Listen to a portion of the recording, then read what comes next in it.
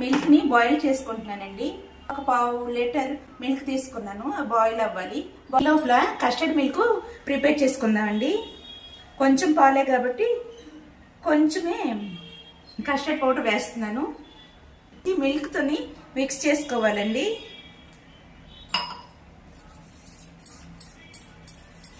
చేసాం కదా, దీన్ని ఒక పక్కన పెట్టేస్తామండి. పాలు కెళ్ళేయండి, పొంగిపోయాయి. ఇప్పుడు ఇందులోకి షుగర్ పౌడర్ ప్రిపేర్ చేశాను కదా, ఈ షుగర్ పౌడర్ని ఇందులోకి యాడ్ చేసుకుంటున్నాను. ఈ పాలకి ఎంత షుగర్ యాడ్ అవసరమో అంతది వేసుకుంటున్నాము. వేసుకొని మిక్స్ చేస్తున్నాను. ఇందులో ఇలాచీ కూడా వేసానని చెప్పాను కదా, అందుకు ఇలాచీ ఫ్లేవర్ కూడా చాలా బాగా వస్తుంది, మరుగుతుంది కదా. ఇప్పుడు ఇదే టైంలోన కస్టర్డ్ మిల్క్ కూడా వేసుకోవాలి. పలచగా మిక్స్ చేసుకోవాలండి. చిక్కగా అయితే మరి చిక్కదనం ఎక్కువైపోతుంది. చల్లగా ఆఫ్ చేసేసాను.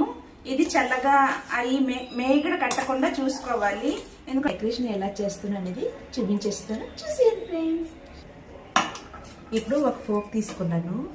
ఇప్పుడు ఇలా పెట్టుకోవాలండి. లోపలికి క్రీము తర్వాత ఏమేమి వేసినా లోపల వరకు వెళ్ళాలి కదా, అందుకోసం అని ఇలా పెట్టుకుంటున్నాను హోల్స్.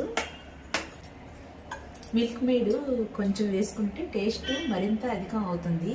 మీ దగ్గర ఫ్రెష్ క్రీమ్ ఉంటే ఫ్రెష్ క్రీమ్ అయినా వేసుకోండి, నా దగ్గర లేదు, అందుకని మిల్క్ మేడ్ వేస్తున్నాను.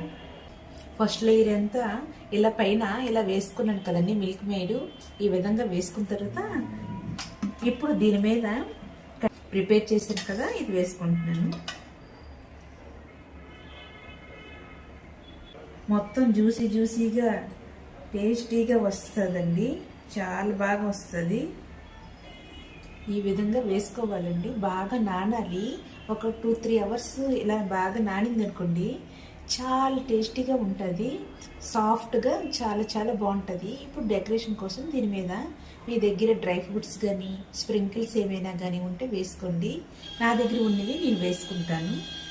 ఈ విధంగా డెకరేషన్ చేసుకుంటే చాలా కలర్ఫుల్గా చాలా బాగా ఉంటుందండి. మిక్స్డ్ కలర్ వేసానండి, అన్ని రకాలు కలిపి. ఇప్పుడు గోల్డెన్ కలర్ వేస్తున్నాను బాల్స్.